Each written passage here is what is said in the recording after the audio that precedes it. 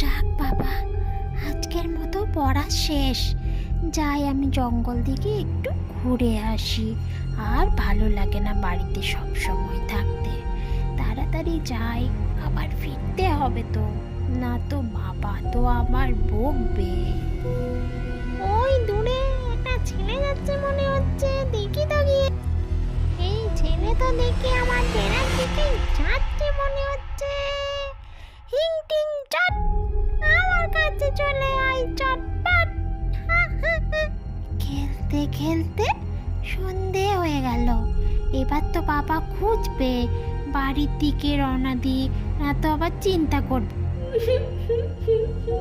বাবা, আমি তো পথ হারিয়ে ফেলেছি, কি হবে?